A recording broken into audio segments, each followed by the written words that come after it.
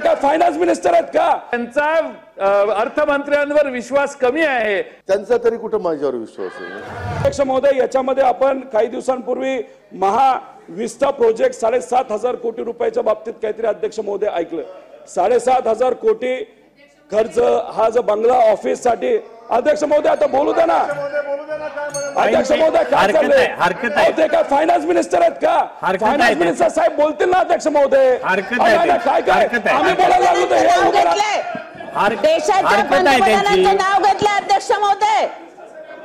हरकत आहे, त्यांची हरकत आहे दादा. अध्यक्ष महोदय, ज्या केंद्र सरकारने महाराष्ट्राच्या विकासासाठी 40,000 कोटीची भूमिपूजन केली, त्या भूमिपूजनाला जर खर्च झाला असेल तर ते मोदी साहेबांच्या सभेला खर्च झाला होता. अरे तुमच्या राज्यामध्ये एक दिमडी पैसा तुम्ही केंद्रातून आणला नाही.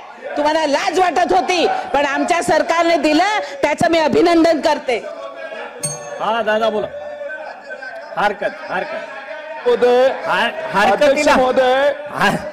अध्यक्ष महोदय, सन्माननीय सदस्य व्यवस्थित भाषण करतायत.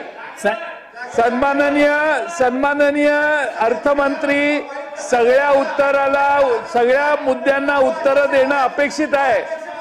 त्या उत्तराची वाट न बघता प्रत्येक आमदार उभा राहून उत्तर द्यायचा प्रयत्न करतोय. याचा अर्थ त्यांचा अर्थमंत्र्यांवर विश्वास कमी आहे, म्हणून हे डायरेक्ट उत्तर द्यायचा उद्योग चालू आहे. त्यामुळे अशा कोणालाही मध्ये बोलायला थांबू आपण. रोहित दादा साहेब, आता आपण पुढे येऊन बसा. अध्यक्ष महोदय साहेब, आपण पुढे येऊन बसा. आता अध्यक्ष महोदय, अरे थांबवा ना आता. अध्यक्ष आपण बोला.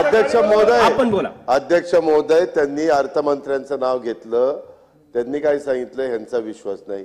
त्यांचा तरी कुठं माझ्यावर विश्वास आहे?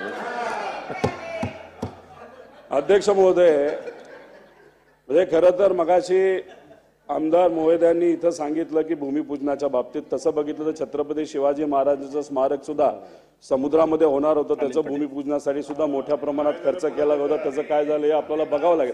अध्यक्ष महोदय, फक्त वाईट आणि हरकत या गोष्टीवर आहे. अध्यक्ष बोलताना तुमचं राज्य म्हणजे तुमचं आमचं राज्य काय, आता तुम्ही राजकारणाला आणि पार्टीला जसं डिवाइड केलं तसं राज्याला पण डिवाइड करताय काय? आपलं एकच राज्य आहे.